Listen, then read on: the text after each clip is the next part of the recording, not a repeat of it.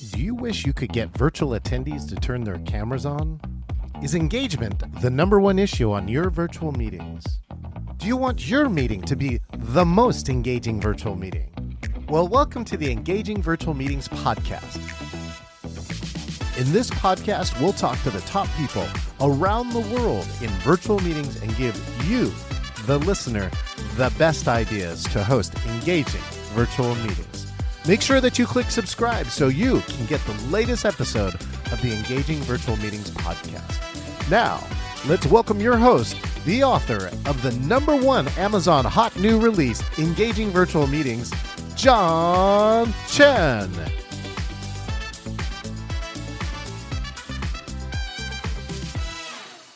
It's 3:50 in the afternoon here at Pacific Standard Time.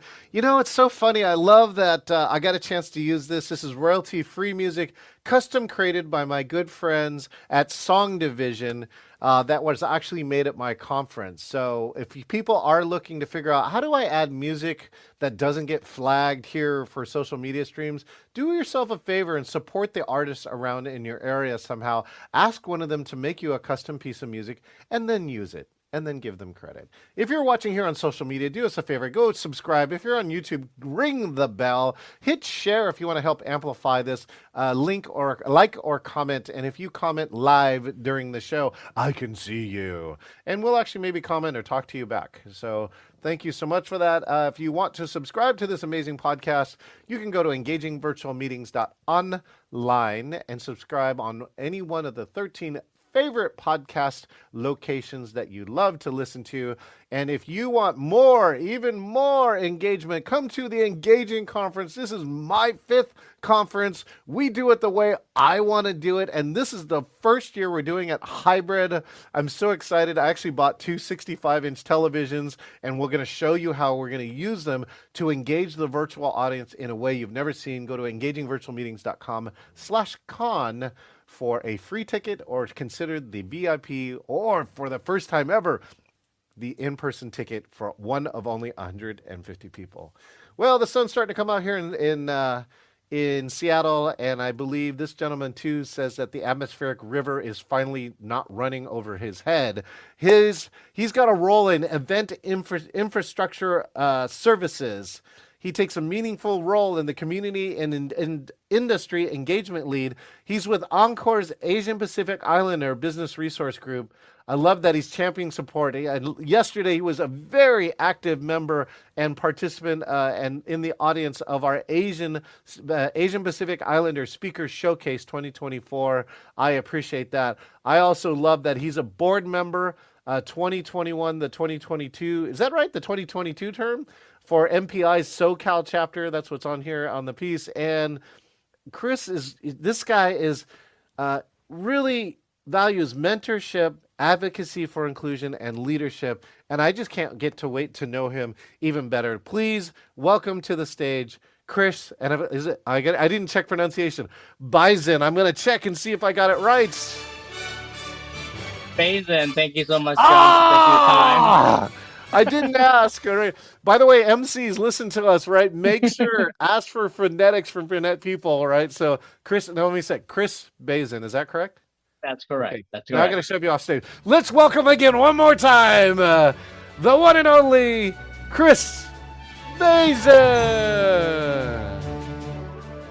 Thank you so much, John. Yeah, thanks for taking the time. Thanks for having me. I love being an active participant and avid supporter of you and what you have created yesterday and curated a bunch of high impact, high visibility. You know, these API speakers yesterday it was such a transformative event, and I'm so glad we were able to uplift and advocate for them. And there's even a lot more that weren't able to be there yesterday. Yeah, and I think I've heard some meeting professionals complain, going, well, I can't find any Asian Pacific Islander speakers. You're not looking. You're not asking. We're out here. We are out here. and you know, we struggle like I think a lot of other speakers do. And so we're excited to have that opportunity. All right. Well, before we get into that, because we're going to talk a lot about that too, Khris, why don't we just do us a favor, too. For my friends who don't know you yet, they need to know you. I love what Courtney Stanley's like, right? These are stories that need to be told. These are voices that need to be heard. Let's hear yours. Khris, tell us who you are and what you do. Thank you so much, John. My name is Khris Baizen. My pronouns are he, him, his, and I am wearing a blue blazer, lavender shirt, and wireframe glasses. And I identify as a multicultural Asian mutt, if you will. But because of that, I'm able to kind of be a chameleon in the cultural landscape and tune in and have a pulse in the neurodivergent community, in the disability community. I'm also hard of hearing, being that I spent most of my childhood, my young adulthood, being in the margins of society and of community. So because of that, I am able to now celebrate my differences and empower others to do the same. Beautiful, Khris. I do want to give you a shout out or a lead. One of my good friends now is, I believe, either the president or CEO of a company called DopplerLabs.ai. Doppler Labs, okay?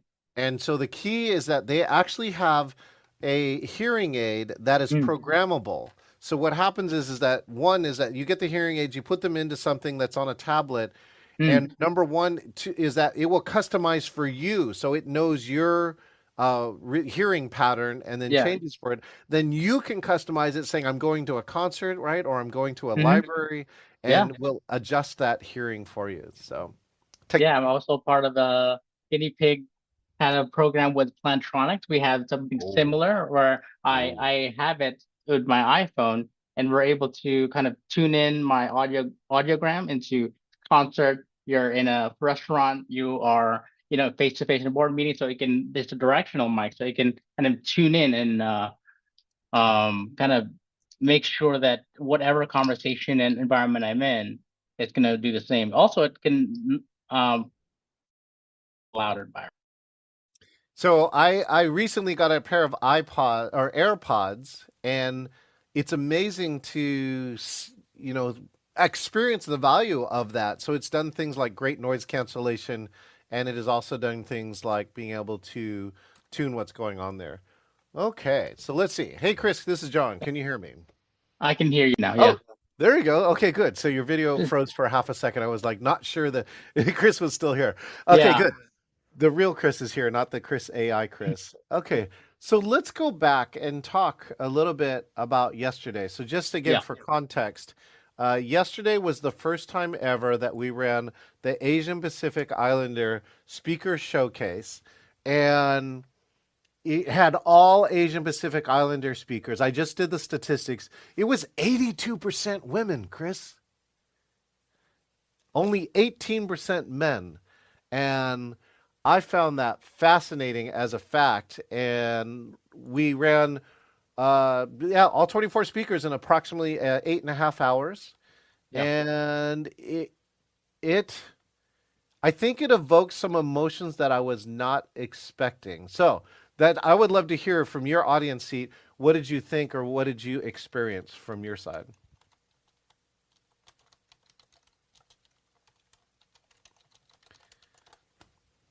And this is the best part. Oh, yeah, there we go, Khris. Your internet may be struggling, or it might be mine. I'm not sure, but I do see some signal on my side. Maybe it's the AT&T outage again from this morning coming back, but I am now logging into my secondary router. There we go. That's a true event professional, right? Always a plan B, right, Khris? Redundancy is key, John. Redundancy. Yeah, that's one of the tips that I gave over the pandemic, which is have a plan B, C, D, E, F, G, H, I, J. That's true. Right? Yeah. So. All right. Okay, let's see. All right, so your video looks stable, so that's fantastic. I just want to hear, what were some of the experiences or thoughts or feelings that you had yesterday as you watched all these speakers?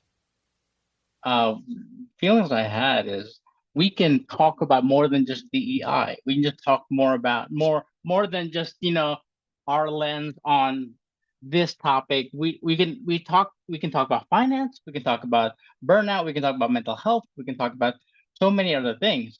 Some someone that looks like us doesn't have to be cornered into a specific topic, Right. or not only in May, but all around different topics. We have so much home run talent of speakers around. Just ask, just know who to ask, just know where to ask, and we will point you to a lot of different impactful speakers.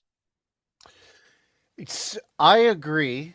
And some of the challenges why I did this Hmm. is because one of the things, so I created a group called API Event Profs, right? So we encourage you to join. I'll put it in the chat. And it was formed over one of the, a couple of the challenges, and speakers is one of them, which is, again, statistically, 6.5% in America that are Asian Pacific Islanders. So if you had 100 speakers, you should have 6.5 of them should be Asian Pacific Islander. And there are Yeah. multiple conferences where there are 0 Asian Pacific Islander speakers. There are also boards where there are 0 Asian Pacific Islanders, right? I know of a board that we're talking about, and it just doesn't. Like the number of Asian Pacific Islander CEOs is also really low statistically. It doesn't match the population if you use that as a guideline. And so I think that's why it's so important to elevate those voices and try and figure out how, can we reach a place where we would see more of that. Yeah, I love that. And right now, my mentorship program, we are working on the cultural aspects of why that is how it is, how we are so, you know, quick to just not be in the spotlight, not be in the limelight, but just be in the background and just work our hardest, keep our head down. But the more we empower and we um, let our emerging professionals know that, hey, your voice matters, and this company or this organization, this community is you can co-create the culture here instead of trying to fit in. So just it's a slow process. The marathon is not. There's no, oh, by 2024, by 2025. No, it's something that it's going to keep on going, and people like you and people yesterday are going to help give them that. Oh, there's someone that looks like me on stage. I can do that. They give the inspiration for that. What if we created a speakers bureau called Beyond DEIB? Hey, I love that. Right, all BIPOC right speakers, but none of them talk about DEIB. Most of the people that would call us be like, "Hey, but do you talk about DEIB?" Yeah, that would be the ironic part, right? If they Right. clock 67% of the revenue, Right. it is true, right? You know this, Khris, and I love that you identified this Right. because I know a lot of meeting planners, I know a lot of conference planners, and sometimes they're like, "I've got a DEIB slot," Yeah. and well, at least it's progressive that they're at Right. least thinking about it. It's better than nothing, but it is also like, why are you not thinking about that in the keynote, like the content part, right? What? Why? What? It's So, like it's a small steps is what the speaker Van Lydemon yesterday told us. It's small steps, and then pigs can fly. We can be on the keynotes. That's when pigs can fly. oh, here's the best part too. Next time you talk to her too, Khris, make sure Yeah. and you would pronounce her name Vun, Vaughn. Okay. VUN. I think I have the phonetic in my file. So because I DJ'd and I did your name wrong, I'm just going to do you the favor that next time you see Vun. And that's actually one of the cultural tips, which is if you don't know how to pronounce somebody's name, self-admit like I might have done it wrong. I mean, obviously the better part is prep, which is you get it right the first shot. But sometimes, let's say you meet somebody in the audience, you're reading their name tag, so you don't know. Then you're going to say, "I'm going to take a guess," or "Could you do me a favor?" Say your name and say that and repeat the name. Jolene Yeah. Jang, who is in the audience, I think you know Jolene, Yeah. that she did a whole video about a gentleman who had a name who has a click in his name because that's part of the language. Yeah. She said it took her a week of rehearsing his name before she could say it correctly. Hey, kudos for her to investing that time. That's commitment to inclusion, commitment to actually learning fellow human beings, first gift that they're given, which is their name. And watch out for her. I know she's going to keynote next year because she only didn't keynote because she just took a 22-hour flight from Japan to Seattle and smartly said, I think I'm going to pass this time. All right, let's look into this one, Khris. How did you get into the events industry? How did I get into the event industry? Well, I spent about 12 to 13 years in the advertising marketing space. I am Ooh, relatively new in the event industry, ooh, and in the advertising marketing space, we know the importance of hearing diverse voices and the inclusion aspect so we can garner a better audience for our clients that are trying to reach those demographics for, consumer goods or services and whatnot. yeah, But when I came here to the event industry, it was like a hard, metaphorical slap in the face. It's because where's everybody? Where's all my people? Where's everybody that I'm used to talking to? That's when I found Jolene. That's when I found API Event Prof, Jenny Ng, all those, supporters that we have now, Joan as well. And that's where I began my journey of, okay, we don't have this now. We only have a few people. How can we get emerging professionals out there? Just like how you said about um, the name, how we can pronounce their names correctly. yes, More than half the time, younger professionals don't even try to correct the other person when that happens. So that's just part of the mentality of, hey, I'm not gonna correct someone, make waves. And not it's kind of a people pleasing mindset in a way, because that's how our survivalist mindset went when we were colonialized, yeah. oppressed. So a lot of the intergenerational trauma went through, and now we are having that. We experienced that, not knowing about why, or not knowing that it's part of our upbringing. And yes, there's a resilience factor that is we wear as a badge of honor, but it also is a detriment to our own personal visibility, our community's visibility, and how we are able to get leadership positions out there. Speaking of which, right? Look at that. I mean, it's super shout out. Oh, look Yeah, at that. I got it this way. Hey, watch this. I got this really cool new view I've been working on. Hold on. This is it. So shout out here. I'm gonna get us yeah. out of the way too. Right? We gotta give our friend here, all right, some amazing shout out right there, like that and this. We just Gary Murakami, who I think you Yeah. also know. Mm, All right, these are all the cool kids in the events industry. Sent this to our event profs group. You got to get into our board, Khris, because we meet regularly, and those are some of the best conversations I have in a year. it would be an honor.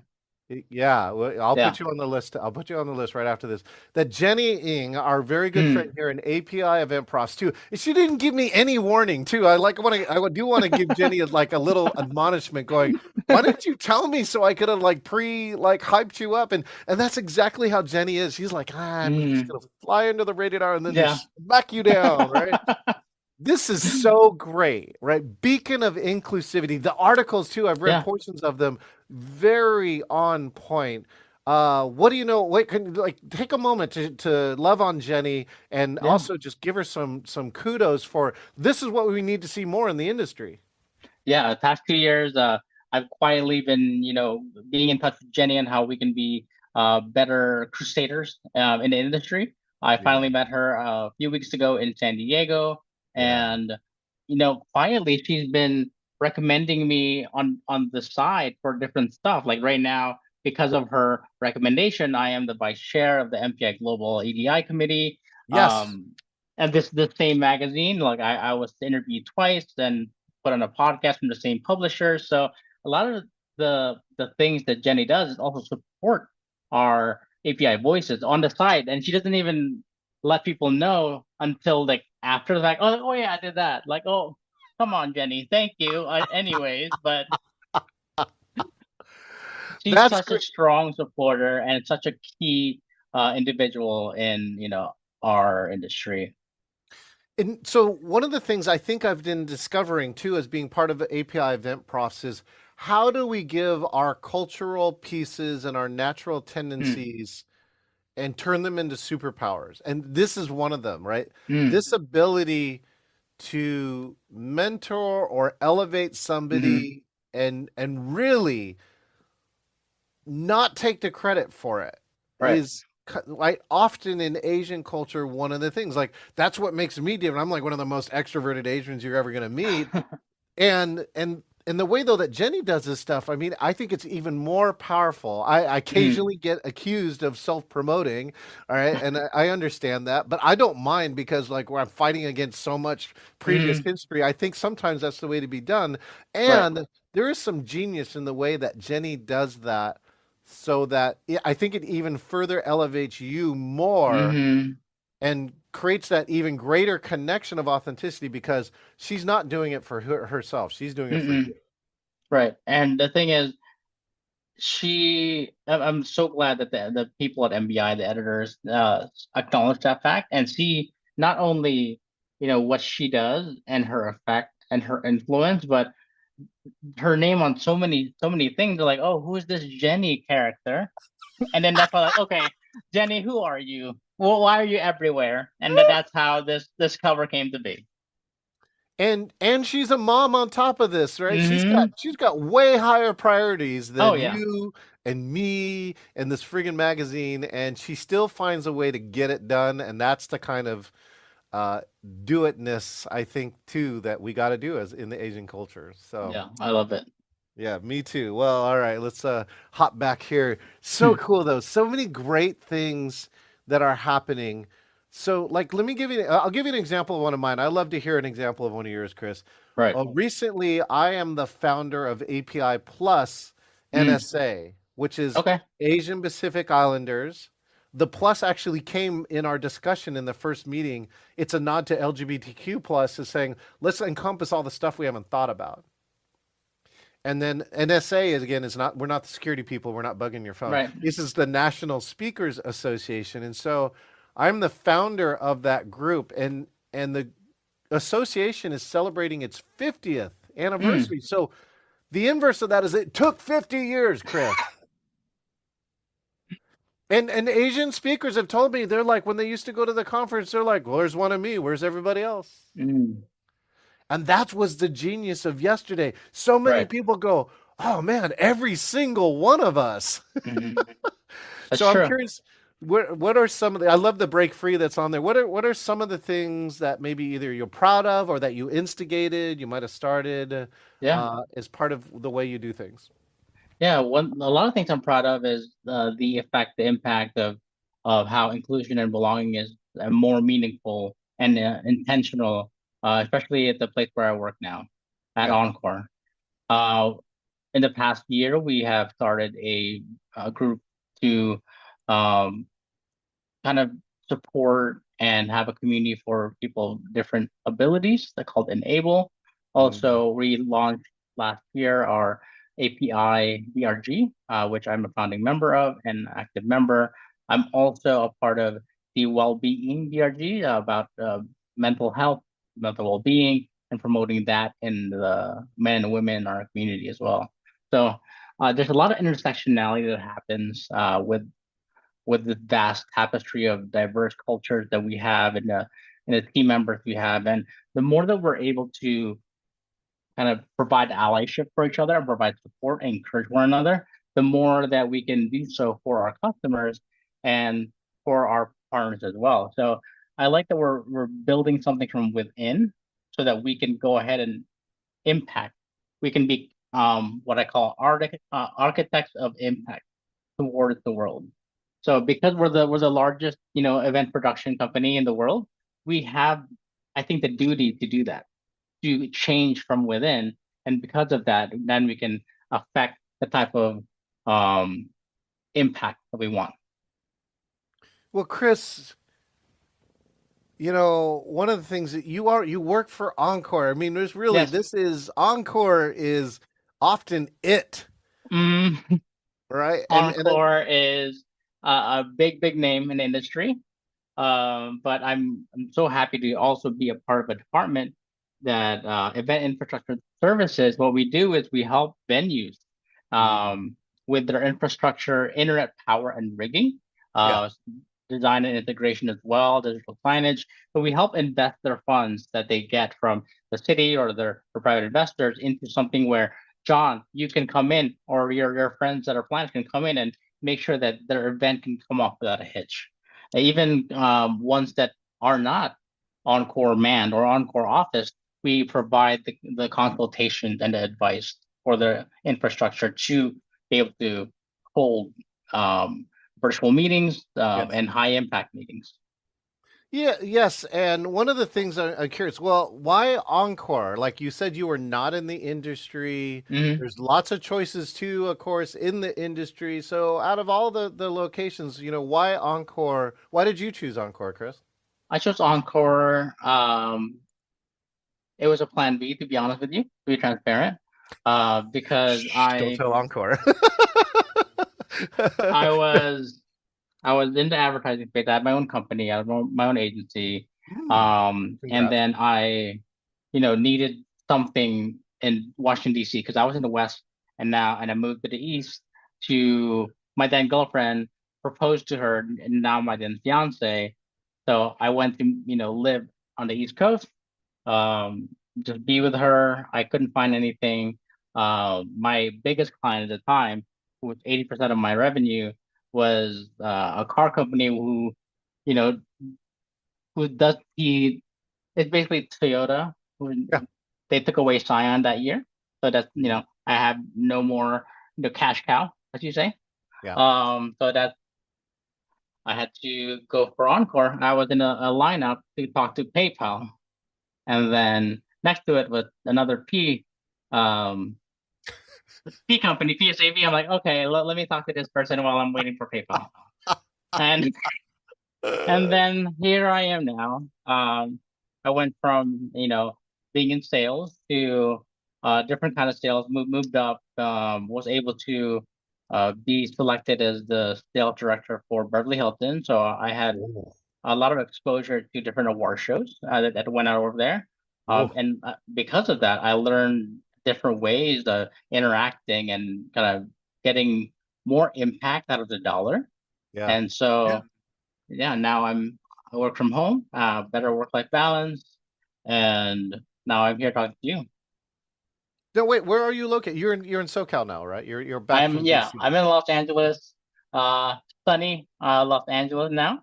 Um, but yeah, still in Well, an well, apartment. I'm a member of the failed relationship club. So later on, I'm not on this interview. We will have a beverage and we'll talk about it. We will. One of the things that we talk about, that I like to talk about, is that the pandemic did open up a whole nother section of AV. And what I mean Mm, by that is like you can take not very expensive equipment.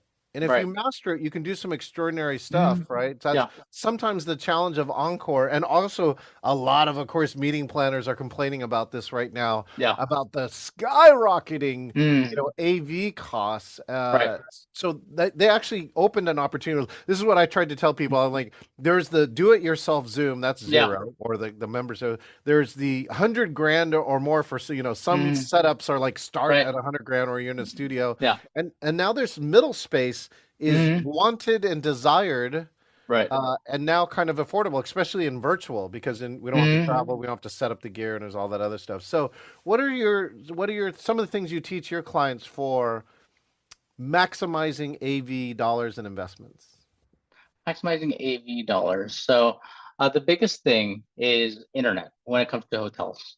Um, People are used to getting a gig or close to that at home, and they think, oh, Encore or in-house AV, I need this type of speed, and then they get hit with a dedicated line just for them, skyrocketed price, and they're like, oh no, I don't want to come here anymore. I don't want to use you guys. Well, okay, let's do your first day. Let's do a bandwidth reporting on that to see how much you actually use. And then after, the 4 days afterwards, we tell them you don't need this. This is what you actually need, and then they have a better understanding. It's more re-education of what they actually need, because internet at home versus internet in a hotel or a meeting space is totally different. And the more you can dedicate for event critical needs in the hotel space and your meeting space, the more you can. I think that's the biggest thing you can do and understand to get your cost lower on AV by understanding what you actually need and how much Yeah. speed and bandwidth you need. Yeah, so how much you need plus a gap for Yeah. variance as opposed to I need a pipe. They think they need a pipe this big, Yeah. but it's kind of like champagne on a beer budget. Mm, Although the inverse is really catastrophic for like having a client list. I used to work at Microsoft, so yeah. having a client like Microsoft that is Mm, super tech heavy mm, and virtually every break when everyone mm, came back into the main space, the Wi-Fi collapsed. yeah. And we've noticed that the past year because the Apple had some update where if you have your MacBook or your Apple has the Wi-Fi password, you Yeah. can share it to your friends. You can share it to their devices. Now, some event that's supposed to have only 100 devices now it has 500 devices, and now it crashes the network. That's why we now shape our VLANs and our networks to have separate for the meeting, separate for the registration, separate for the production aspect. So that doesn't happen. And if it does happen, it only happens to the small part and the non-essential part of Yeah. the event. Well, I feel like in Meeting Planner 101, too, the first thing you ever do in an in person meeting is choose the venue. And Mm, good friends like, of course, James Spellos, even mm, before the pandemic, said, do the tech walkthrough. yeah. He gave a checklist and he gave the tools, like even speed tests, all the simple things. But there are a few things you don't know, you can't see or do, which is simulate your 1,000 people all on Wi-Fi all at once. But you got to ask the questions, right? Yeah. So I think that's part of it. And then on the virtual side, the metaphor is choose your venue first, which is whatever your platform is. Yeah. And so there's lots of different platforms, and also what is the foundation under that platform? Because there are a lot of platforms. I'm doing this up here, Right. and I'm actually only on Zoom or something else down here, or I'm on some browser thing down here, and all of those things make that is the core decision you need to make. So, for instance, if you are doing an in-person or hybrid event, you need to know that that place has the Wi-Fi to support Mm, the level of live streaming that you do, or you got to bring in the portable stuff, right? So, Chris, I don't know, is portable a big thing? Like bringing in event-based temporary Wi-Fi. Is that an Encore thing that is becoming a bigger business or not? yeah. So we do work in a lot of venues that are quote unquote historic. We're Yeah, not able to upgrade their infrastructure because of they some some things that are in law that we're not able to get in the building in the infrastructure. But we do cool stuff like bring in temporary Wi-Fi, bring in a 5G connection from AT&T, Verizon, things like that. yeah. The air fiber bandwidth from another venue to that venue in order Oh, to I increase haven't their seen that. bandwidth. Oh, actually, I take that back. I saw this on an island. There's an island in Hmm. Indonesia, Chris, that Yeah. has some form of antenna, and it's taking the internet from the mainland to the Hmm. island, which is close enough, and creating Wi-Fi on the island. It was super cool. Yeah, our director of IT successfully did that in the island of Palau a few years ago. And we've been using that as a case study where you can have internet and Encore will meet you where you are, even Yeah, if you're off site. yeah, Um, and anything is possible. I think we're totally an end-to-end solution, but we also have a lot of new people that don't know the full breadth of services yeah. that we are able to do. So that's another thing that's from the pandemic. A lot of people, either moved on to other industries Right. or went to real estate like I did. Like 50% of the people over there went to real estate and then went back to, you know, either AV or something else. But we have a lot of new people, a lot of movement as well. And because of that, a lot of retraining is currently happening in the past year and also in the coming 2024. That's a big thing for us is retraining. So what's amazing too is I've tested both T-Mobile's 5G home internet and the Verizon 5G home Yeah. internet. And like these are crazy solutions because the Mm, T-Mobile's $50 and the Verizon when it came out was yeah. $25 a month.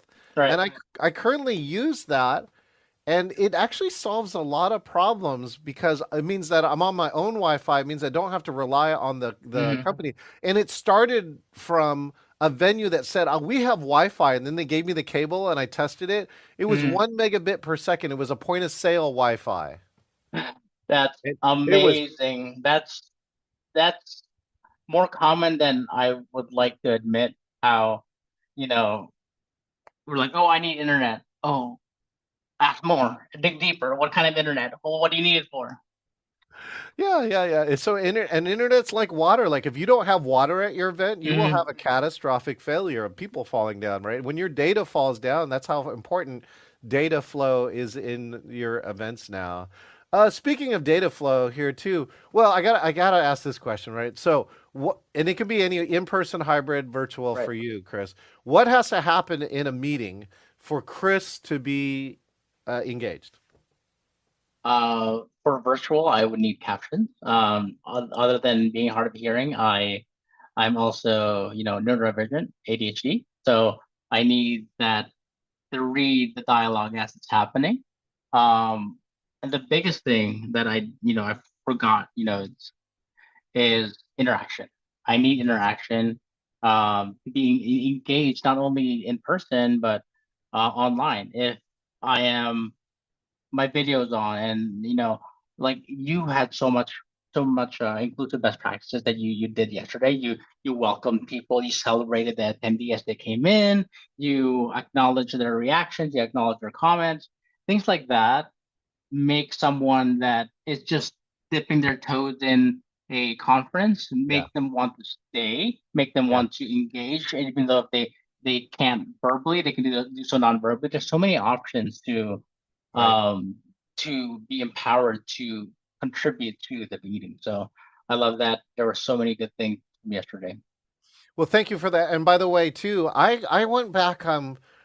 I know about visual descriptions, and I Hmm. didn't use it yesterday, but Yeah, Dave did, and that was extraordinary. I'm going to go back and revisit that. I think I'm going to yeah, open all of my keynotes this year with visual descriptions. I know it's a best practice, yeah, but I'm not actually doing it, and I think that's the other key. It's not what you know; it's what you do.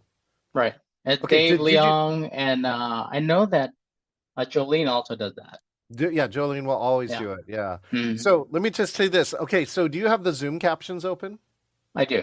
Yeah. Okay. Did you know you can drag and drop them, move them anywhere on the screen? I do now. Ready? Oh, wait. I got a sound for that. Ready? Woo!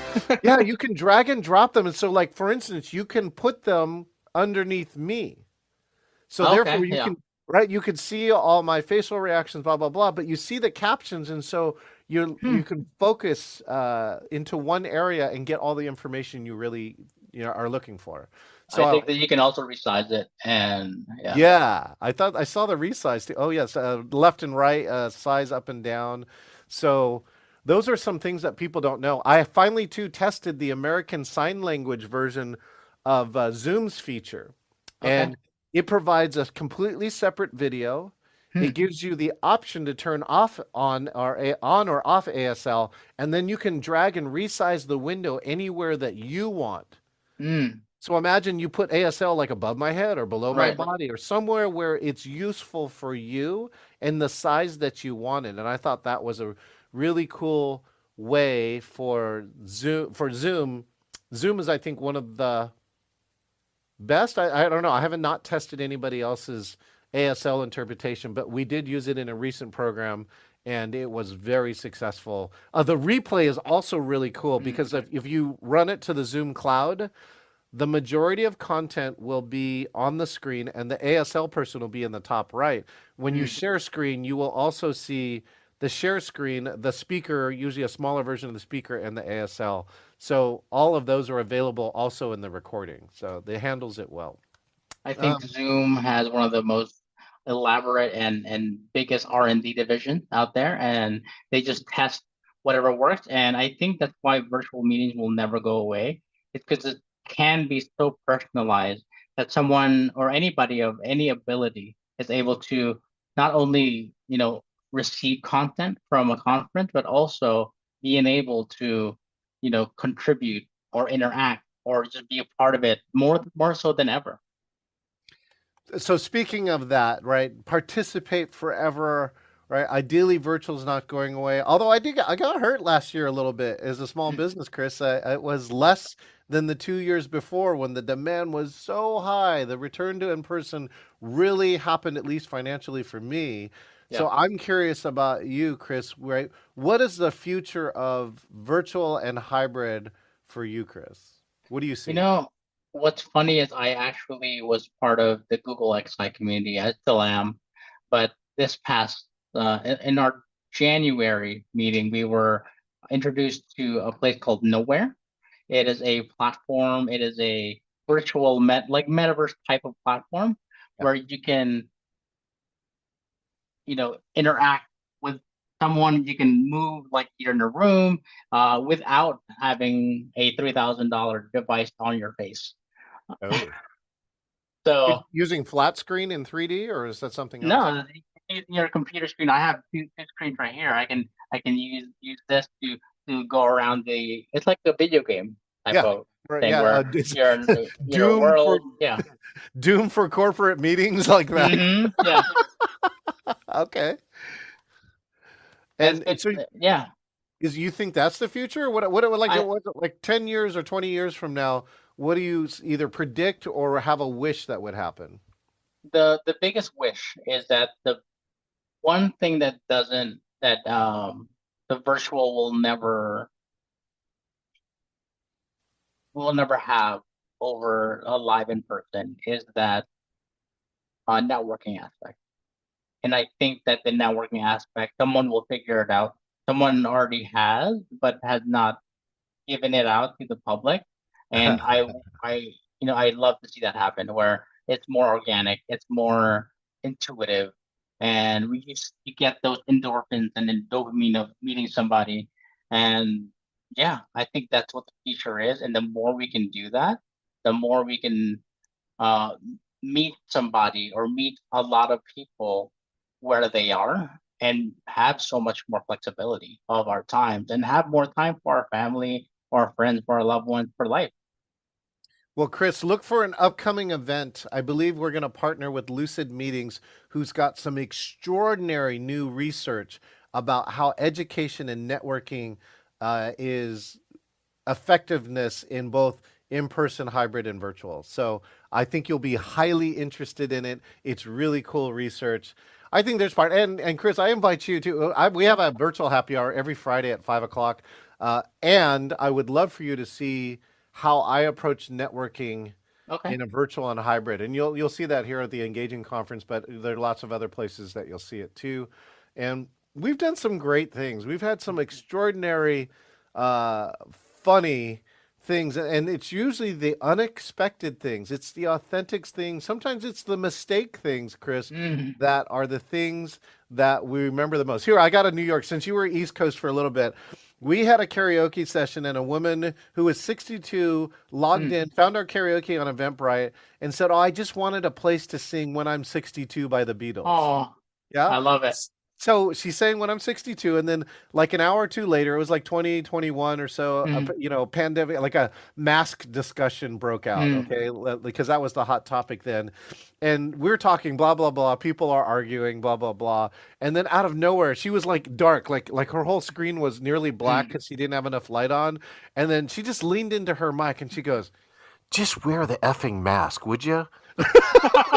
And all of us hit the ground because we were not expecting that from her. And it is like one of the most precious moments of a pandemic that we've ever had. Oh my gosh. So, Chris, Yeah, we got more time. So, I'm going to actually do yeah, a little of course. extra time here, thing here for you. Let's see. I got to make these up. Okay. This is what we call speed round. Got it. And then the second part, Chris, I'll give you the advance notice, which is I'm just going to ask you what's the one thing that you want people to remember from this interview. Okay, so speed round. Ooh, favorite Asian Pacific Islander food. Pad Thai. Oh yeah, pot. Okay, very good. Soda. Dr. Pepper. What you eat for breakfast? I did not eat breakfast today. Fasted cardio. So Love that answer. yeah. Uh, Coffee, tea, or boba? Oh, the boba part like threw me. Earl Grey tea boba is is my answer. What is that? Does that even really exist? Yes, I had it in London over Christmas, and I was like, why did I not get this before? Wow, I didn't even know that drink exists. I have heard of a London fog and a few Yeah. other related items. Mm-hmm. Here's a side note. Have you ever eaten at a Linea Alinea? in Chicago? No. No, I have They not. they had an Earl Grey pillow. They had Okay. smoke. They had put Earl Grey smoke Mm. into a pillow, and then what they did is when they put the pillow on the table, they poked it with like a needle and stuck Mm. the plate on it so that the Earl Grey smell would come out while Oh. you are looking at this dish. Yeah, so it's like Yeah. you're a fog of Earl Grey around you. Yeah. Okay. Best culinary experience. Best culinary experience would probably be Florence. They had these big 2 pound steak. Um the big beef steak with the tiramisu. It's amazing. Oh, you're a meatitarian, is what you're telling me. Yeah, I am. All right. Favorite protein. Favorite protein would probably be fish. Oh, after that big ass Yeah. steak story. I love poke. I love sushi. That's for every day. But special occasion steak. I try not to eat red meat, but then special occasions like over Christmas, Yeah. Thanksgiving, Yeah. I love Prime that. rib. Yeah. Yeah. Okay. Favorite fish you like to eat? Favorite fish would probably be albacore tuna. Oh yeah, yeah, yeah. Okay. Yeah. Best place you've ever eaten sushi at? Best place I've ever eaten sushi was oh, it's a place in Baltimore called Raw Sushi and RA Sushi, and it's the ambiance of it. It's more of a nightclub vibe. I was younger at the time, but that's experience wise, that's the best experience I've had. This feels like part of your DC days. Yep. Yeah. Because if you're in Baltimore, it's part of your DC days. Okay. Favorite country you've ever visited that's not America? It would probably be Monaco. Is that a country Ooh. or municipality? So I went there for my honeymoon. We went to see the Grand Prix. Amazing, amazing experience. I missed the Las Vegas Grand Prix too. I am an F1 fan, but I am not a big enough F1 fan apparently to buy a ticket, so I will wait for that. But I would Well, go. you're just frugal. That's what you are. Oh, but I did. My dad did buy me seats. In the childhood, I felt like I got robbed out of a seat Mm, into the Indianapolis 500 because okay. my grandparents worked at Eli Lilly.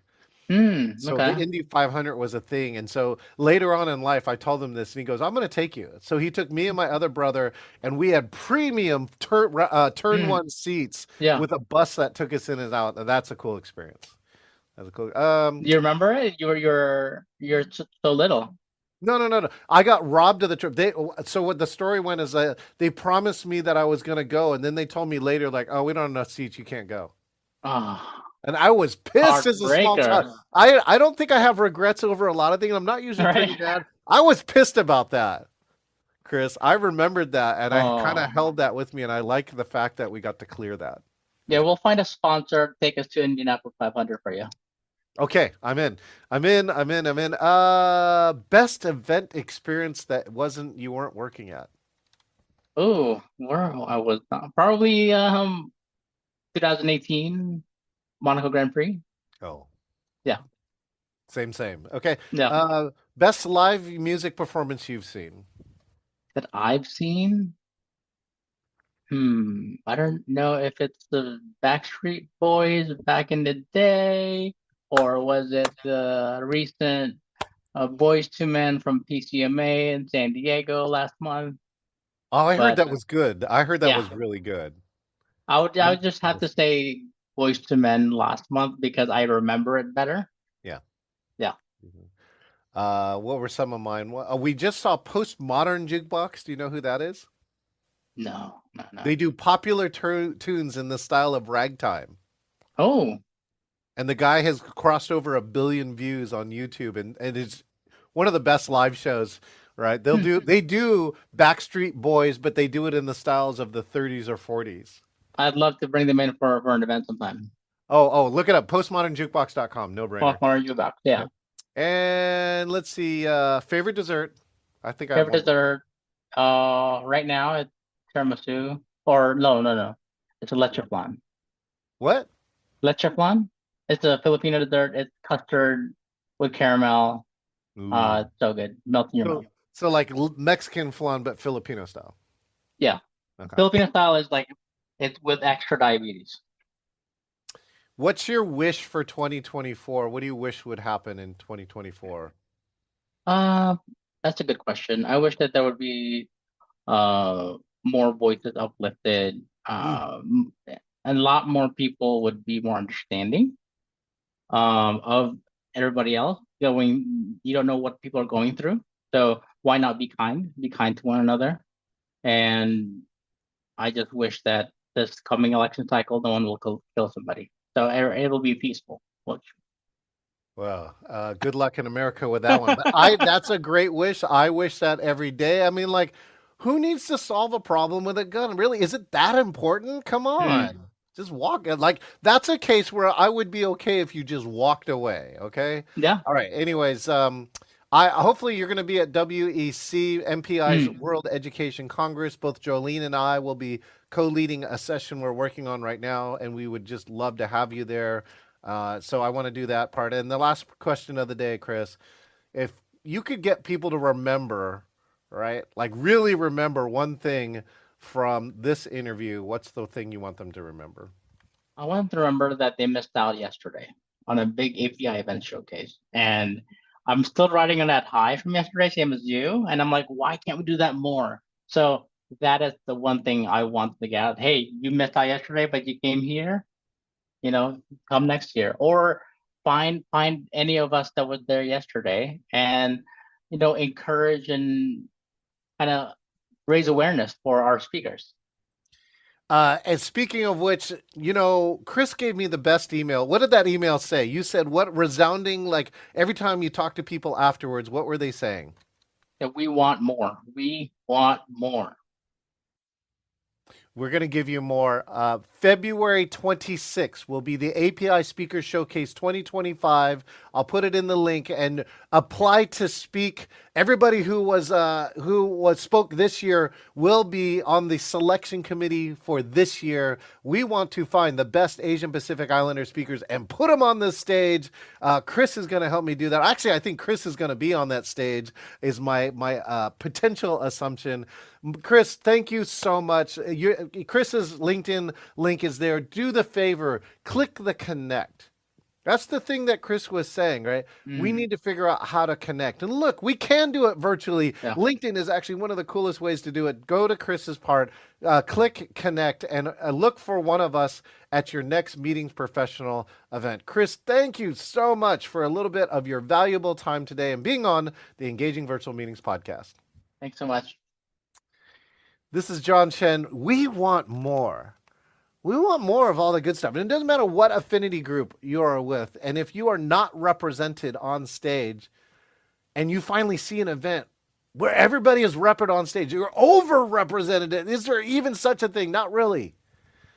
We want more. When you hear people say we want more, give it to them. That's value. That's making the world a better place. And that's engaging. I'm John Chen here on the Engaging Virtual Meeting podcast. We thank you and we look forward to seeing you next time right here on engagingvirtualmeetings.com or .online, where you can subscribe to the podcast. Thank you so much, Khris, and we will see you next time. This is John Chen, the author of the Amazon #1 hot new release, Engaging Virtual Meetings. I personally want to say thank you for listening to the Engaging Virtual Meetings podcast. It is my passion to help you eliminate bad virtual meetings. Make sure that you click subscribe so that you can get the latest episode of the Engaging Virtual Meetings podcast with all of the latest ideas. Hey, I want to meet you. If you want to talk about a virtual meeting challenge, or if you want to be the next guest on the Engaging Virtual Meetings podcast, just go to engagingvirtualmeetings.com/meet. That's ENGAGING VIRTUAL meetings.com/meet, MEET, and find your best time to meet up. Thank you, and I look forward to engaging with you online.